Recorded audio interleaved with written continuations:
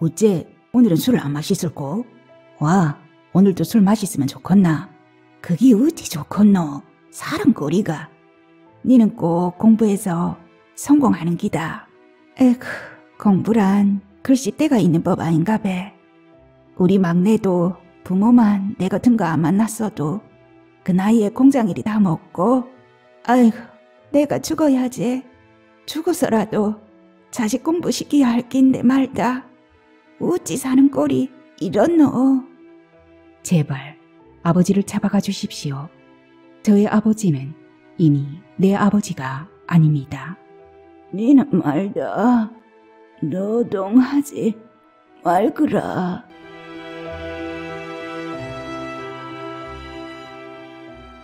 어서 오십시오. 하루하루 소리를 담다 하소담입니다. 푹푹 쪘던 여름이 지나가고 이제 어느덧 서늘한 가을이 왔어요. 시원한 가을밤 즐기고 계시죠? 오늘 하소담이 준비한 소설은 신종국 작가님의 가대기의 노래입니다. 1987년 1월 부산일보 신춘문예 단편소설 부문 당선작으로 작가님의 등단 작품인데요. 한국 전쟁 이후 힘들었던 그때 그 시절, 부산으로 피난 온 후 부산 선창의 막노동꾼으로 힘들게 생을 마감한 아버지와 어머니 이야기입니다. 오직 가족을 위해서 굳세게 살아온 그분들의 이야기 지금부터 들려드립니다. 눈을 감고요. 그리운 아버님 어머님을 그리면서 오늘도 하소담과 편안한 시간 되시기 바랍니다. 구독과 좋아요 꼭 눌러주시고요. 끝까지 함께 해주십시오. 가대기의 노래 신종국. 행님, 내서 행님이 그럴 뿐이 아니라고 맨날 개싸도 어머니가 연락은 미리 꼭 해둬야 쓴다 해서 이렇게 하는 수 없이 또 통지 안 합니까? 알고 계시지요? 오늘이 아버님 기일인 거 말입니다. 의외로 소화기가 증폭된 소리를 전하는 바람에 나는 동생이 읍내에라도 도착한 것으로 착각했다. 내가 아버지 제삿날을 잊을 수 있을까? 그것은 불가능한 일이다. 내 뼈에 새겨진 숫자와 다름 아니다. 음력 2월 초사흘이 다가올 때마다 나는 그 며칠 전부터 나도 모르게 주변을 정리하는 결벽이 나타나곤 한다. 교무실 내 책상 서랍이나 담당 캐비닛 속을 정리하는 것에서부터 흩어져 어지러운 각종 영수증을 모아 철을 한다든지 오랜만에 하숙방을 대청소할 뿐 아니라 심지어는 서랍장까지 비운 뒤 속옷과 일상복과 외출복으로 구분해서 정돈하기도 했다. 항상 그랬지만 동생의 음성은 흡사 친구 사이에 헤어지면서 몇 마디 건투를 비는 음성처럼 약간 들떠 있었고 피차 혈연적인 믿음은 분명하나 속마음을 트기에는 이미 나이를 꽤 먹어버린 냉랭함을 느끼게 했다. 오후 수업을 뒷날 보강으로 돌린 후 나는 열차에 올랐다. 밀양에서 부산까지는 채 1시간도 소요되지 않았다. 지하철 공사로 마구 파헤쳐진 부산역 광장을 빠져나오면서 어째서 내가 태어난 이곳이 이렇게 항상 낯설기만 한지 참 신기해하였다. 영도로 직행하는 노선버스가 많았으나 나는 굳이 남포동 방면의 버스에 올랐다. 나만의 연례적인 순례가 시작되었다. 아직 그 통통선 나룻배가 있다면 남포동에서 내려 자갈치 시장 아래쪽 남항으로 걸어가면서 내 가슴은 사뭇 뛰기 시작했다.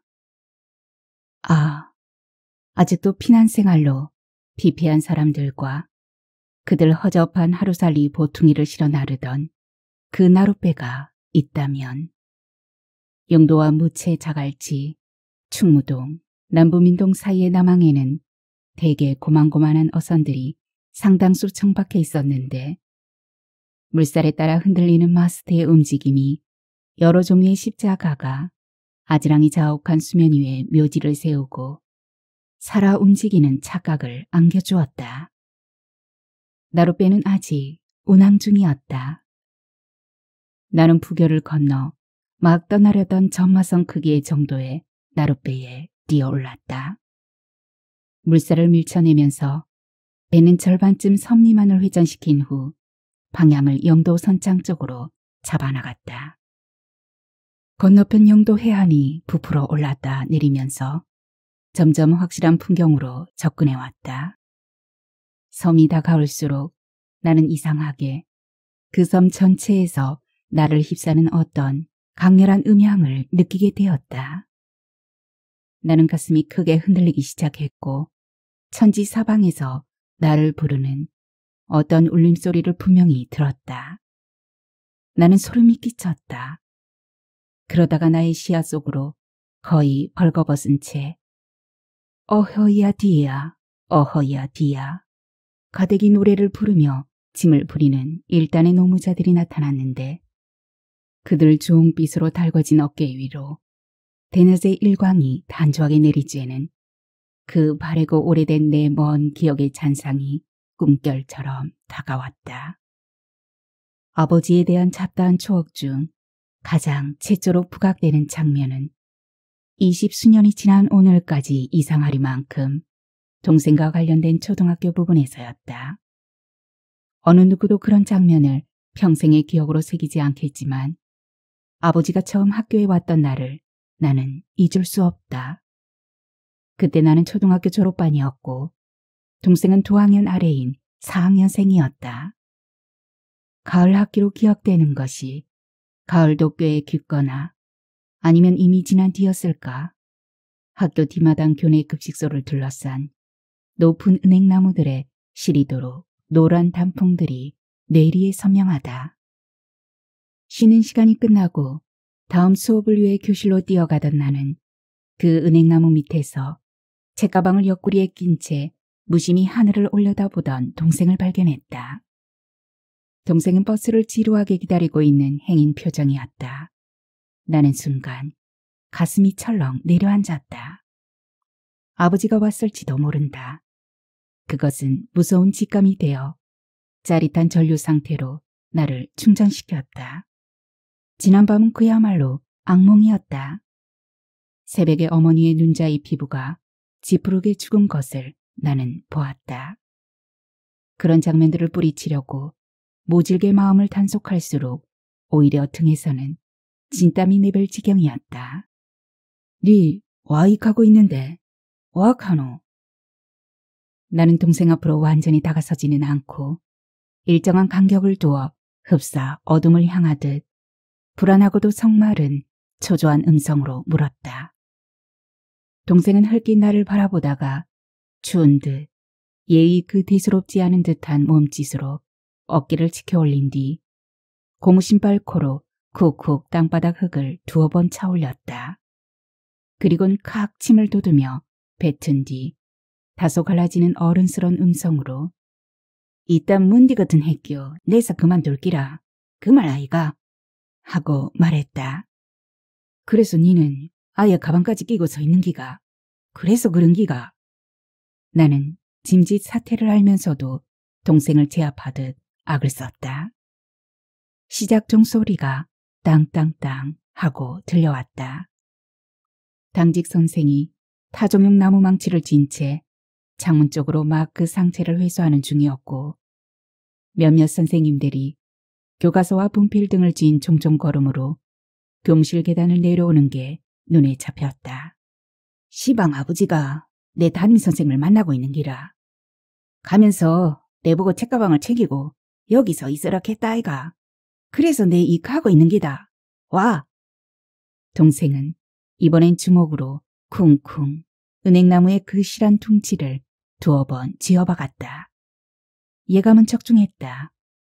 학교에 지금 아버지가 와 있다. 어머니의 반대쯤은 이제 아무런 힘도 되지 못한다. 동생 담임에게 아버지는 도대체 무슨 말로써 동생의 자태를 설명할까? 그리고 그것이 동생의 담임이 아니라 바로 나의 담임 선생님이라면. 나는 숨을 멈추고 교실로 뛰어갔다. 수업이 시작되었다. 그러나 나는 소경처럼 눈앞이 캄캄해졌다.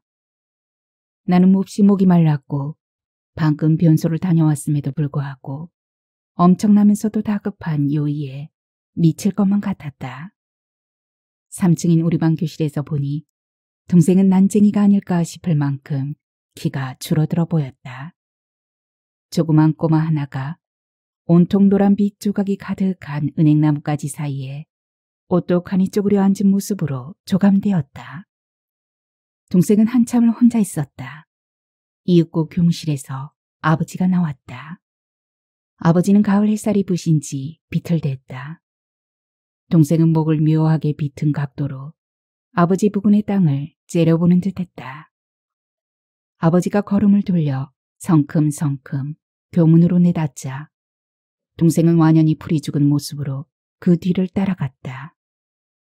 비만 쏟아지면 우산 심부름은 내 몫이었다.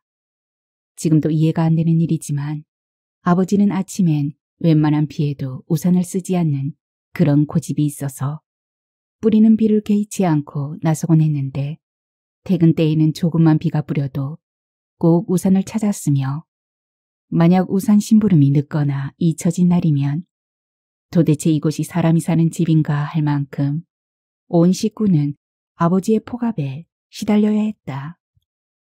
어머니와 동생은 작업장에서 늦었으므로 나는 무거운 고무 비옷을 걸치고는 오한의 전신을 진저리 치며 비가 쏘는 한길로 나섰다. 아침에 어머니는 몇 번이나 주위에서 선창가까지 이르는 길을 주지시켰고 내가 잘 해낼지 불안한 듯 지나갈 길들의 암기 상태를 제3, 제4 되묻곤 했다. 고무 비옷은 생선 공판장 인부들이 발에서 버린 작업복을 대충 줄인 탓에 몹시 무거웠고 어린 나에겐 너무 헐거웠다. 오늘 저녁에도 비가 오면 말다. 우체국 오른쪽 길 말다. 니 알제? 그쪽으로 가다 보면 도구 공장이 있고 거기서는 바른 행길인데 니 전차 종점을 지날 땐 정신 똑바로 차리거라. 그러고 남성교회 왼쪽 철공서 담을 따라가는 것 말다. 아이고 내사 매물 놓을 수 없다 아이가. 매물 놓을 수 없다 카이. 나는 그런 길쯤은 눈 감고도 화냈다. 어머니가 일러주는 길은 늘상 싱겁고 너무 뻔한 대로였으므로 요령이 붙은 뒤 나는 미로 같은 길만 이 구석 저 구석 누비면서 아예 신발을 벗어들고 발목을 휘감아 흐르는 흙탕물의 감촉까지 즐기면서 내려가기도 했다. 그러나 바다가 다가오고 어떤 신호처럼 폐유와 미역 염분이 합성된 나른한 선창의 냄새가 콧구멍을 휘젓자 나는 점점 기가 꺾여 바다에서 건져올린 수입나무 둥지에 저 목장에 이르러서는 극기야 사지의 힘이 탁 풀려 다리가 서로 허약하게 뒷꼬이기조차 했다. 빛바른 듯에 어졌고 바닷물에 절인 온목에 구린 악취에 나는 속이 뒤틀렸다. 구경거리는 사라지고 풍경은 단순해져 해안을 따라 연립해 있는 보세 창고만 전개될 뿐이다. 그런 보세 창고의 마지막 하나가 아버지가 일을 하는 대평 창고였다. 창고마다 하역된 보세 물품과 미국에서 보내준 구호물자가 위태롭게 가득가득 쌓여 있었다. 창고를 하나씩 지날 때마다 나는 잔뜩 긴장하여 어머니가 일러준 인사말을 빠르게 제잘제잘 외워보았다. 강한 빗줄기 속에 멀리 바닷물이 뭉개져 보였다. 그 부풀린 수면이 갑자기 하강할 때마다 나는 내가 딛고선 땅바닥이 갑자기 위로 상승하는 착각에 어지럼까지 느꼈다. 선창에는 아무도 보이지 않았다. 이미 날이 저물어 밤이 된 탓도 있었겠지만 아마 비 때문에 하역 작업은 일찍 끝났나 보다. 그런데 나는 그때 어디선지 빠르면서도 숨가쁜 취한 노래소리를 들었다. 어허야 디야 한 짐, 두 짐. 어허야 디야 석짐, 넉짐. 착각이었을까? 그런데 그 노랫소리는 내가 눈을 들어 소리의 행방을 찾자 사라졌다. 이상한 일이다. 사방은 적막하리만큼 텅 빈 채 고요했다. 그 어디에서도 노무자들이 하역 작업 때 부르는 그 가대기의 노래는 들리지 않았다. 나는 해안으로 내달아 매립된 축대 위에 서서 바다를 굽어보았다. 멀리 남항의 방파제가 비 안개에 어슴푸레 눈을 채웠고 선단의 불빛들이 방파제 너머 부민동 뒷산을 배경으로 빗물에 어렴풋 흔들리고 있을 뿐이다. 나는 노무자 대합실 앞에 서서 아침에 어머니가 일러준 인사말을 2번 다시 연습한 뒤 탕탕하고 출입문을 두들겼다. 틈새로 밝은 촉광의 알전구 불빛이 얇은 평면판이 되어 바깥 어둠을 세로로 차단하며 흘러나왔다. 니기여? 웬 늙은이 음성이 가래에 묻힌 소리로 들렸다. 나는 이럴수록 정신을 차려야 한다고 굳게 무장한 뒤 신경환 씨 집에서 심부름 왔습니다. 신경환 씨가 제 아버님입니다.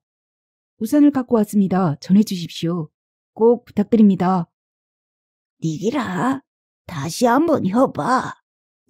니기라? 귀가 먹은 걸까? 속이 상했지만 이 정도는 각오하지 못한 바도 아니었기에 또다시 신경환 씨 집에서 어쩌고 하면서 나는 우렁차게 말했다. 그러자 맙소사 그는 곰보였다. 그것도 완전히 얼거버린 또 다른 얼굴이 그 기먹은 듯한 영감 뒤로 나타났다. 나는 그 곰보 사내가 언젠가 술의 엉망으로 망가진 아버지를 부축하고 우리 집에 한 번 왔던 것을 용케 기억했다. 단 한 번의 대면으로도 생생히 기억될 만큼 그는 심한 곰보였다. 그래서 나는 그가 청년인지 곰삭은 늙은인지 알 수 없었다. 어라? 히라야마상 아들 아이가 보소 신상 집에서 사람이 왔구만. 나와 보라 카이 버뜨. 하면서 그 곰보 사내가 아버지를 불러주었다. 히라야마 상이라니 나는 속이 또 뒤틀렸다. 아버지의 본이 황해도 평산이어서 일제시 창씨개명 습성 그대로 어른들은 아버지를 히라야마 상이라고들 불렀는데 나는 도대체가 싫었다. 지금이 어느 시대인데 아직도 일본식으로 성을 부른다.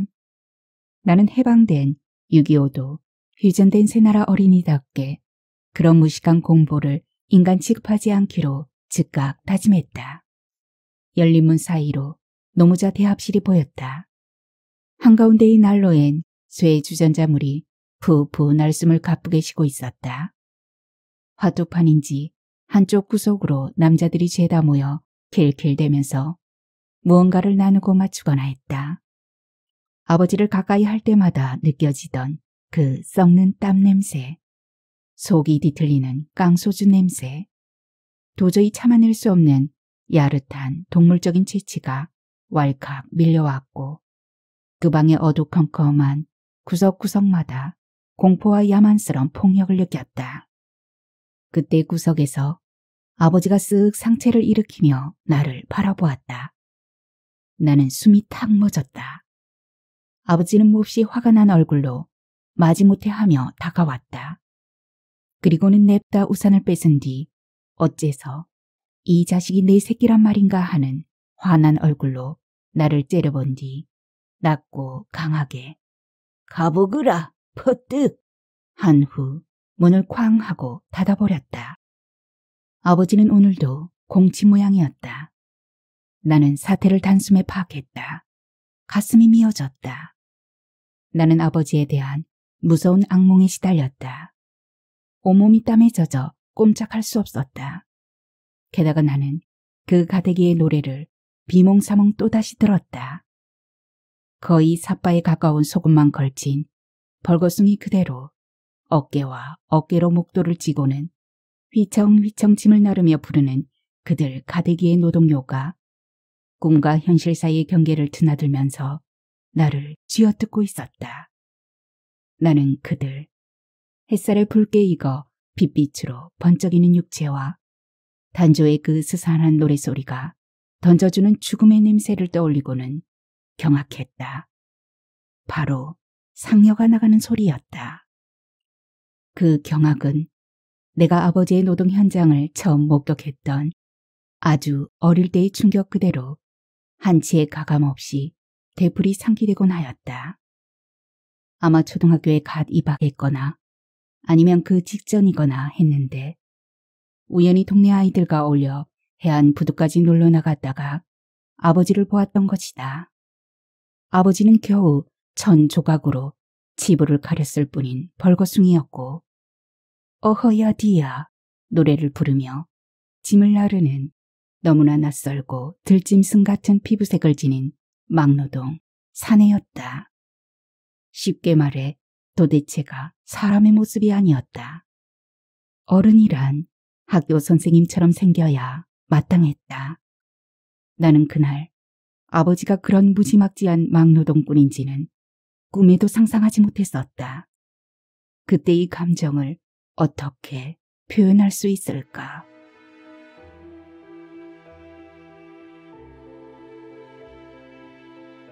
빗소리가 자욱하다.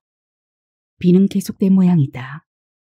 나는 다락방에 누워 있었고 열려진 통로로 아랫방의 어스름한 불빛이 허약한 직사각 기둥이 되어 다락방 천장에 와 닿고 있었다. 빗소리 속으로 아버지의 코 고는 소리가 불규칙하게 들려왔다. 아버지는 항상 그랬다. 정말 이해하기 힘들 만큼 아버지는 퇴근해서 저녁밥을 먹자마자 이내 잠에 골아떨어지곤 했다. 술에 만취가 된 날은 악몽 그 자체인데 고래고래 악을 쓰면서 딱히 누구에게랄 것 없이 쌍욕을 퍼붓고 노래를 부르거나 훌쩍훌쩍 울거나 해서 참 말이 아니었다. 그러다가 어느 사이 거짓말처럼 가르랑 가르랑 아버지는 잠에 골아떨어져 있는 것이다.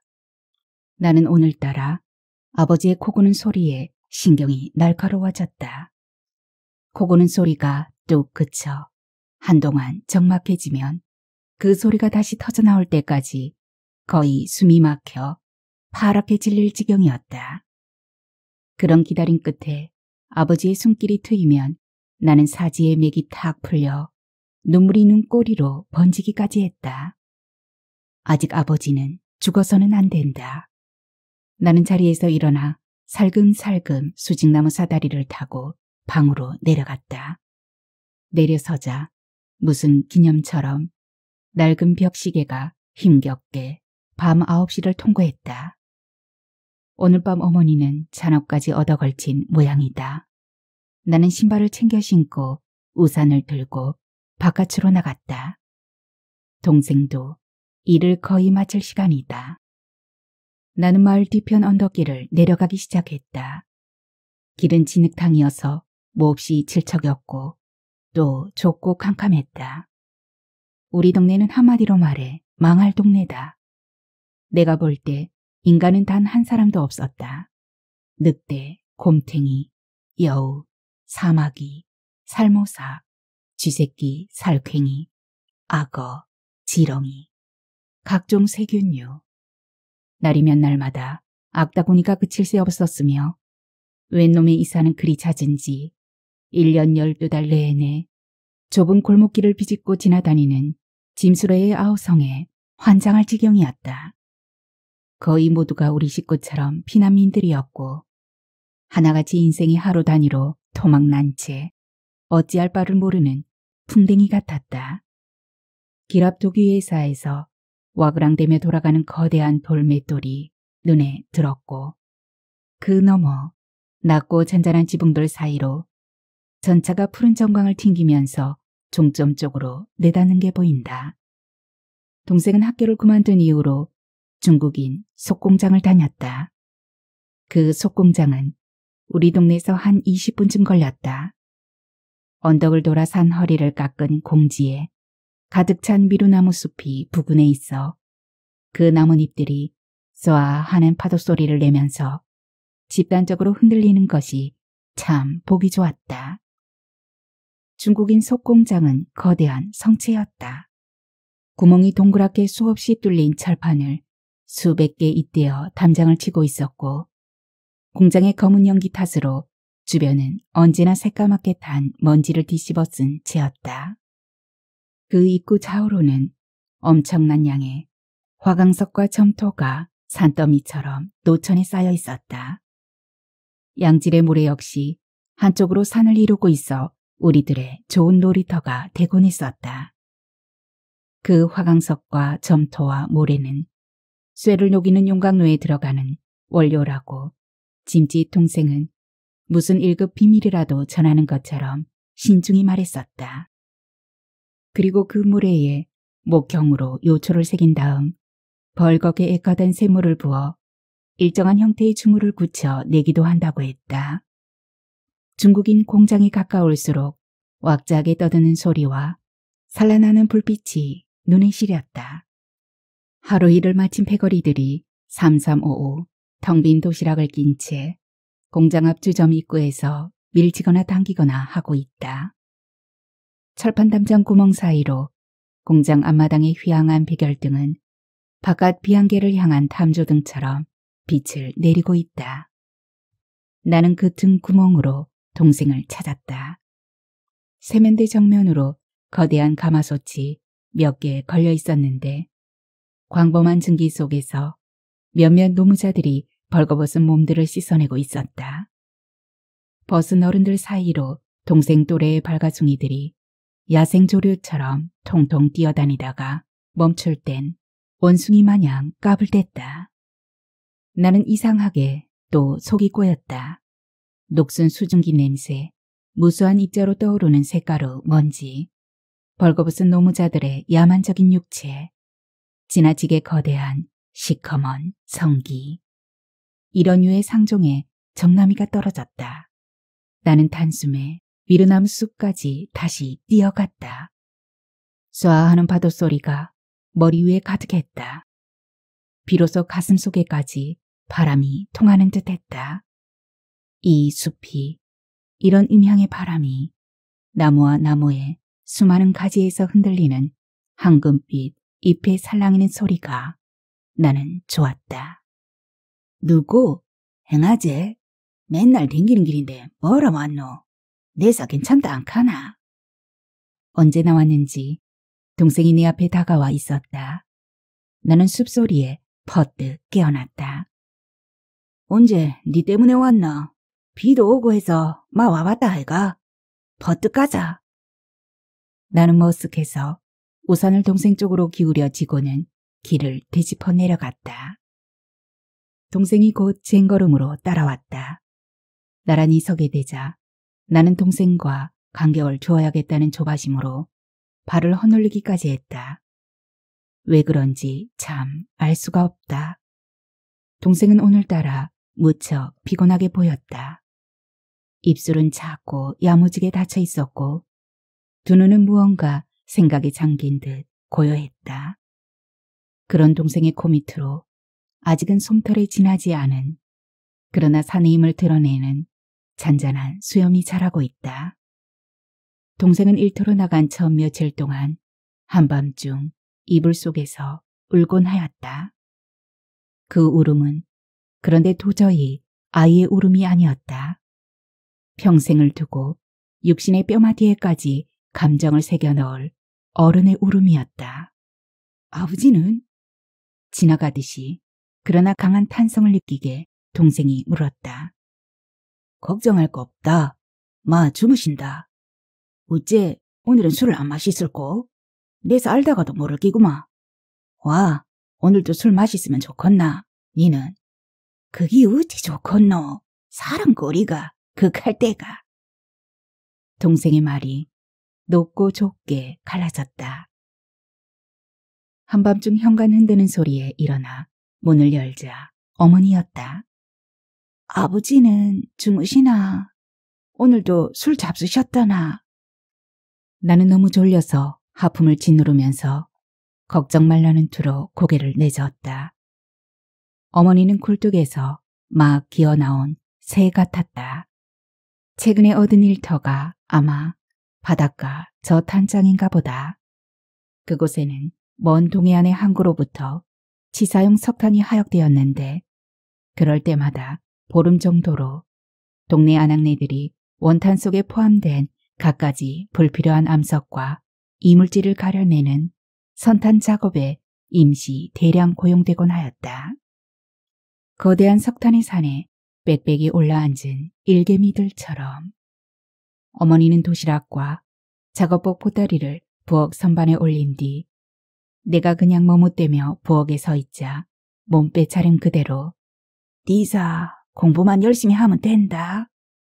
니는 꼭 공부해서 성공하는 기다. 그러다가 금방 표정이 아득하게 무너져. 에휴, 공부란 글씨 때가 있는 법 아닌가 배. 우리 막내도 부모만 내 같은 거 안 만났어도 남들같이 공부 잘할 낀데 그 나이에 공장일이 다 먹고 아이고 내가 죽어야지. 죽어서라도 자식 공부시켜야 할 낀데 말다. 내년에는 그놈아를 다시 학교에 꼭 집어넣어야 할 낀데 어찌 사는 꼴이 이렇노. 이 장탄식이었다. 새까만 얼굴에 두 눈만 꼬마 전구에 불이 켜진 듯 빨갛게 짓물러 있었다.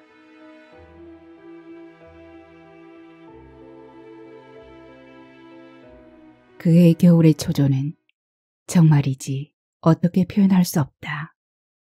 내심 자신은 있었으나 정기공립중학교에 응시한 뒤 이 세상의 모든 악운과 불행은 나에게만 덮치는 것이 아닐까 하는 끔찍한 공포에 사로잡혀 상상 이하의 득점으로 불합격되는 갖가지 장면들이 내 정신 건강을 갈갈이 쥐어뜯었다. 만약 불합격이 기정사실화된다면 내 인생은 말 그대로 끝장이다. 아마 그 순간부터 아버지는 나를 잡아먹을 듯 동생이 다니는 중국인 속공장이나 메마른 고령토 흙먼지 자욱한 동네 도기회사에 집어넣고 말리라. 내가 초등학교 남아 온전히 다닐 수 있었음은 동생보다 내가 학과 성적이 다소 앞선다는 그야말로 근소한 차이 때문임을 누구보다 내가 잘 알고 있지 않은가. 아, 이젠 끝장이다. 그의 불같은 노여움, 그 무지막지한 폭력성은 합격자 발표일까지 필사적인 노력으로 겨우 인내되고 있음이 분명한 일이 아닌가. 나는 거의 실성할 지경에까지 이르렀다. 그러던 나는 난생 처음으로 아버지의 학력을, 아니 아버지는 아예 초등학교 문턱에도 가본 일이 없으므로 학력이라기보다 기본지능 수준을 알게 되었는데 맙소사 아버지는 말 그대로 난 놓고 기억자도 모르는 양반이었다. 합격자 발표를 보름쯤 앞둔 어느 날 일터에서 돌아온 아버지는 밤늦도록 방바닥에 엎드린 채 몽당 연필에 침을 연방 묻히면서 종이 쪽지에다 무언가 끄적이고 있었다. 그러다가 분노인지 애소인지 모를 애매한 얼굴로 몇 번 나를 훔쳐보다가 급기야 탁 소리가 나게 연필을 던지고는 죽어야지. 막 콱 죽는 게 낫지. 했다. 그리고는 나를 불렀다. 니 이것 좀 봐두고. 무엇이 어찌 되는 긴지 도통 셈이 안 된다 아이가. 아버지는 자신의 밀린 노임을 계산하던 참이었다. 그런데 합산을 못하고 있었다. 나는 교육의 위력을 증명이나 하듯 순식간에 보란듯 계산해내었다. 아버지는 시종부은 얼굴로 내 설명을 들었다. 곧 의외일 만큼 풀이 죽은 목소리로 아버지는 니 내친 김에 말다. 내한테 덧셈하고 뺄셈하는 것 좀 갈까주라. 내 지인적에 그러고 싶었다만 내서 하면서 더듬댔다. 나는 깜짝 놀랐다. 나는 아버지가 나를 시험하고 있구나 싶었다. 어쩌면 그는 이번 입시 결과를 기다리지 않고 대충 내 실력을 요량한 다음 공장으로 내쫓을 가능성을 가늠하려는 건지도 모를 일이다. 이 순간 나의 모든 미래가 막노동으로 바뀔지 모른다는 예감으로 나는 나무처럼 경직되었다. 나는 처음으로 자릿수가 큰 숫길이의 가감산 문제를 주었다. 아버지는 문제를 받아들고 그것을 멀거니 쳐다보았다. 그런 아버지의 눈빛은 무엇을 파헤치고자 하는 탐구의 빛이 아니고 순하고 나른한 가축의 눈빛 그 자체로 구슬퍼 보였다. 나는 문제지를 잽싸게 가로챈 뒤 아주 초보적인 문제로 바꾸어 주었다. 곧 알게 된 일인데 아버지의 셈 실력은 두 자리 숫자의 세개가 최고 한계였다. 예컨대 52 더하기 13이거나 95 빼기 41 정도인데 그것도 뺄셈에 있어 90 빼기 54처럼 10단위에서 한 단위 빌려와야 풀리는 경우는 내가 옆에서 지켜보기에도 지칠 만큼 아버지는 답을 얻기 위해 너무너무 깊게 고뇌했고 장시간의 악정고투 끝에 겨우 36이라고 답해내었다. 그것도 몹시 겁먹은 얼굴로. 이상하게 나는 아버지의 헬쓱한 얼굴을 보자 이루 말로 다 표현할 수 없는 엄청난 쾌감이 목구멍까지 솟구치는 것을 느꼈다. 점점 대담해져 아버지의 그 한심한 두개골의 내용물을 휘젓는 기분으로 901 빼기 119 혹은 17 더하기 983 같은 문제를 들이대었다. 엄격하면서도 냉정한 애늙은이 표정을 짓고는 짐짓 시간은 충분히 준다는 암시까지 주면서 아버지를 주시했다. 아버지는 거의 우는 것 같았다. 어째서 윗자리에서 숫자를 빌려와야만 하며 수들은 왜 단위가 서로 다른지 그리고 빌려간 뒤의 숫자는 어떻게 감소되며 또 합해져서 단위가 올라가는 경우 왜 뒤에 0이 붙는 자릿수로 격상되는지 아버지는 도저히 참을 수 없는 경우에 내게 도움을 청했다. 그럴 때마다 나는 간단명료하게 한두 마디의 조언만 던지고는 계속 비장하게 방관했다. 아버지는 전 우주를 상대로 싸웠다. 아버지는 부조리한 요술의 늪에 빠진 짐승이었다. 아버지와 나는 그렇게 며칠을 보내었다. 아버지는 그 며칠 동안 이때까지 내가 보지 못했던 가장 처참한 생애였음이 분명하리라. 그 이후 아버지는 단 한 번도 나에게 개인 교수를 청하지 않았다. 그 뒤 아버지의 산수 실력이 어떤지 나는 한 번도 생각한 적이 없다. 우리 가족 중에 내가 단 사흘 동안 시내 인쇄소에 취직한 사실을 아는 이는 아무도 없다. 그 사흘 동안 나는 내가 정말 노동에 적합하지 않은 한심한 육체와 정신구조를 지닌 아이임을 뼈저리게 자각했다. 합격자 발표일이 겨우 일주일 앞으로 다가섰을 때 나는 내 운명이 비극적일 것이라는 캄캄한 자기 암시에 사로잡히게 되었다. 급기야는 아버지에게 덜미가 잡혀 엉뚱한 공장으로 끌려가느니 내 발로 내 몸집에 견딜 만한 일터를 하루속히 찾는 것이 살아남는 길임을 자각했다. 이틀을 꼬박 시내를 쏘다니며 전봇대나 벽에 붙은 숱한 전단지를 점검한 끝에 나는 청부 폭력배들이나 거주함직한 어두컴컴한 작은 지하 인쇄소에 나이 어린 심부름꾼으로 취직했다. 나는 그곳에서 단 사흘이었으나 참 고생했다. 나는 하루 종일 엄청난 종이 뭉치를 이 구석에서 저 구석으로, 저 구석에서 다시 안구석으로 옮기는 일을 했으며 손끝이 닳도록 수많은 전단을 헤아리고 또 헤아렸다. 게다가 많이 얻어터졌고 하마터면 내려치는 재단칼에 손목까지 날릴 뻔했으니 더 무슨 말을 하랴. 나흘째 되는 날 나는 출근을 포기했다. 온몸은 고열로 타오르기 시작했다. 마구 호소리까지 하여 그 나이에 너무 잔망스럽다 할 만큼 엄청난 호들갑을 떨면서 신고를 겪었다. 그 며칠의 가사 상태 끝에 나는 나의 합격 소식을 들었다. 이듬해 봄, 나는 말 그대로 감격 속에 중학생 교복을 입었다. 아버지는 나의 진학에 대해 아무런 반응을 나타내지 않았다. 다만 제보 영감, 공보 강시, 평안도 땅달보, 언챙이 중늙은이 따위에 같은 노무자 패거리를 왁자하게 집까지 끌고 와서 한바탕 술 대접한 적이 있었다. 내 기억상 그때 아버지는 양산도 가락까지 뽑아대면서 한마디로 말해 발 뒤꿈치로 방바닥까지 쾅쾅 내리치며 춤을 출 만큼 진탕 놀았다.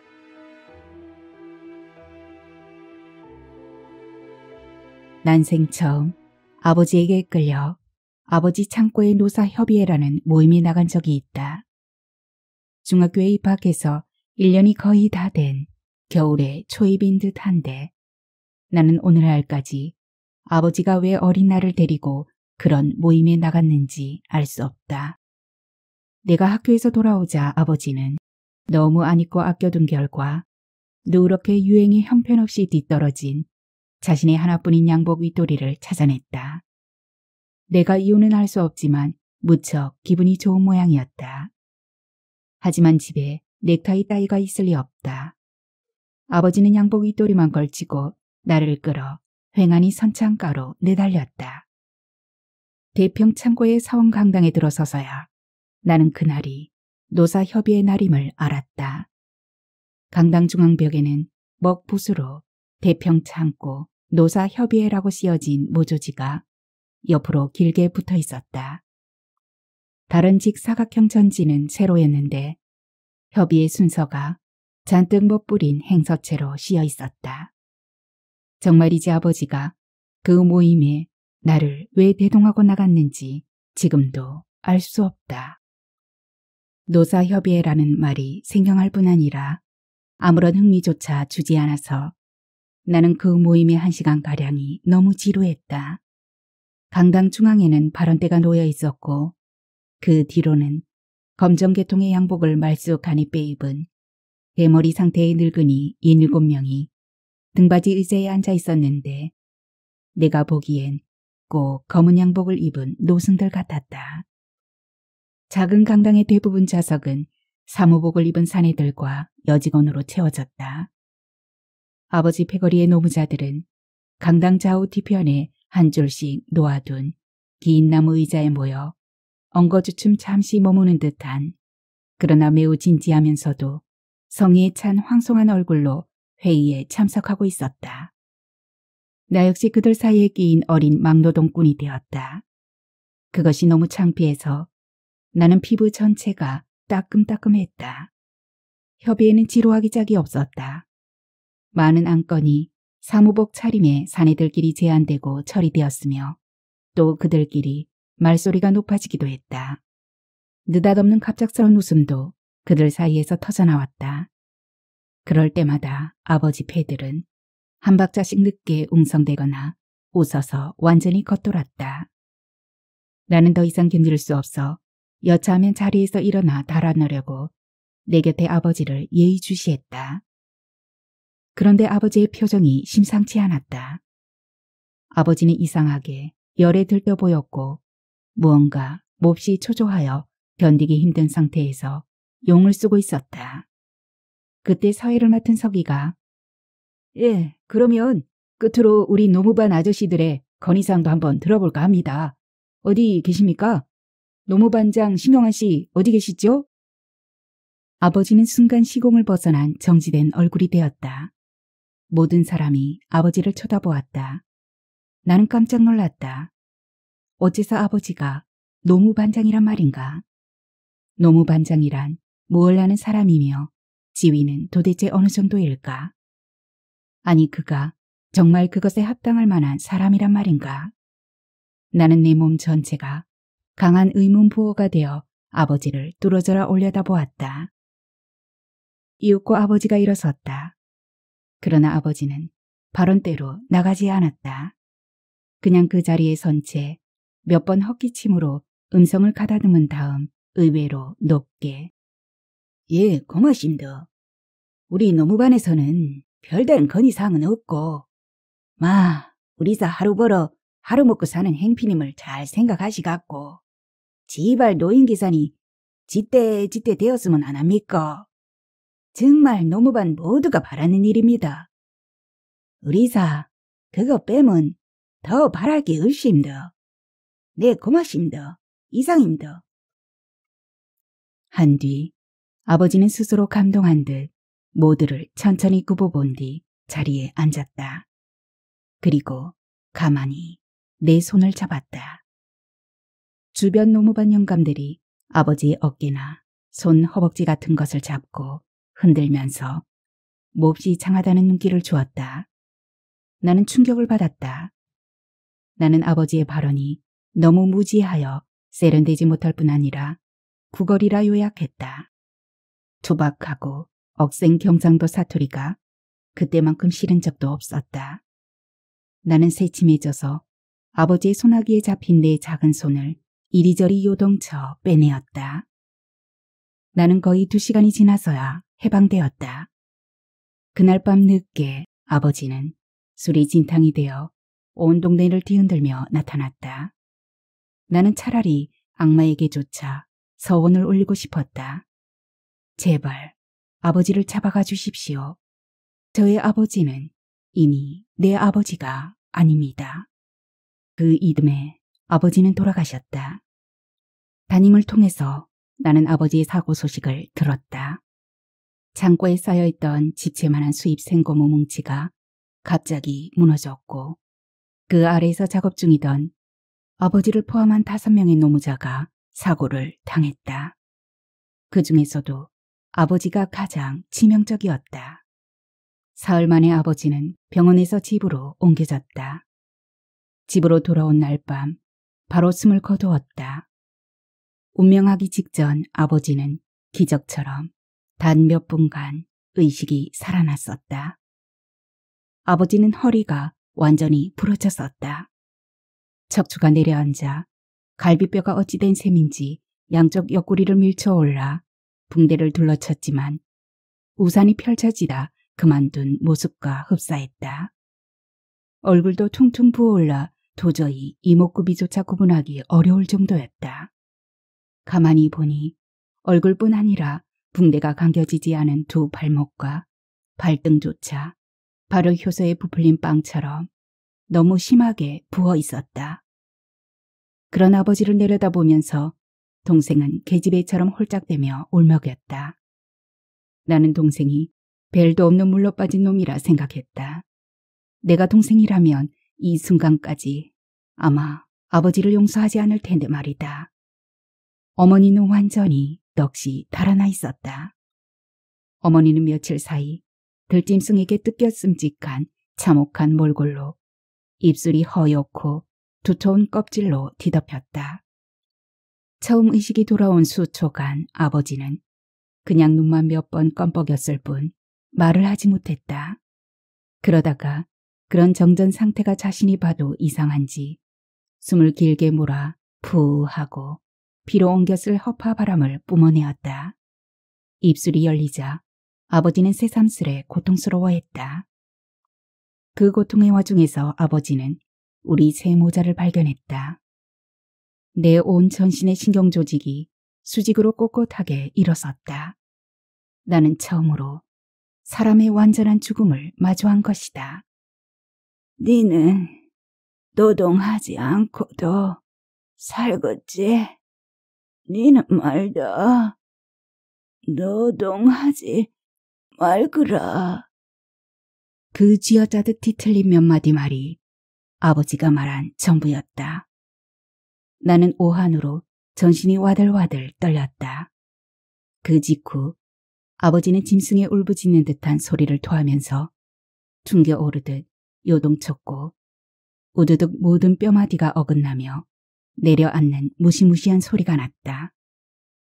눈을 뜬 채로 아버지는 숨을 거두었다. 봄비가 자욱히 내린 음력 2월 초 사흔날로 기억한다. 아버지의 부음을 알리기 위해 새벽비를 맞으면서 알만한 분들의 집을 아우와 함께 숨가쁘게 뛰어다니던 기억이 아직 남아있다. 언젠가 나는 남항 부둣가에서 곰보 강씨를 만난 적이 있다. 그는 그 자신의 지나친 늙음보다 나의 엄청난 성장에 몹시 어리둥절하여 네가 정말 신상 아들이가? 정말로 그때 사고로 시상을 벌인 신상 아들이란 말이지? 했다. 곰보강 씨는 자동차 폐 타이어를 수레바퀴로 바꾼 집마차 위에서 곤히 낮잠을 자던 터였다. 나는 제보 아저씨와 알만한 몇 분의 안부를 여쭈었지만 대답은 신통치 않았다. 보세 창고는 죄다 시내의 현대식 부두로 이동했고 모든 화물이 컨테이너와 한 뒤 그들도 뿔뿔이 흩어졌다고 했다. 자신은 짐수레라도 하나 장만해서 자갈치 시장에 어물이나마 실어낼 수 있는 게 여간 다행이 아니라면서 이빨이 몇 안 남은 입을 크게 벌리고 웃어주었다. 해안이 다가왔다. 방파제의 허리가 쭉 사선으로 펼쳐지면서 비켜나자 예의 눈에 익은 그 선착장과 부교, 예창고 건물터와 텅 빈 저목장의 너른 터가 출렁이는 물결 위로 떠오른다. 그와 동시에 나를 강하게 뒤흔들던 그들의 선창가 소리, 그 가대기의 노동요가 들려온다. 아슬아한 유년의 기억 뒤로. 나는 나룻배의 가판 위로 뛰어올라 다가오는 용도를 삼킬 듯이 노려보았다. 그들은 보이지 않았다. 모두 어디로 갔을까? 그 험한 노동의 옹이로 육신이 부풀어 터지고 다시 돌덩이처럼 굳어갔던 사람들. 모진 땡볕에 맨살들이 시커멓게 타들어갔던 그 사내들 말이다. 여인 목줄기에 핏줄을 돋워 가득이 노래를 힘겹게 부르며 무거운 짐들을 휘청휘청 어깨거리 목도로 나르던 그 넓은 파리생들은 어디로 사라졌을까? 내 기억 속의 노래만 남기고 이제 아무도 보이지 않는다. 영도 해안의 선창은 죽은 듯 고요했다. 석양이 황금가루로 눈부시게 내리고 있는 그곳은 나의 성지였다.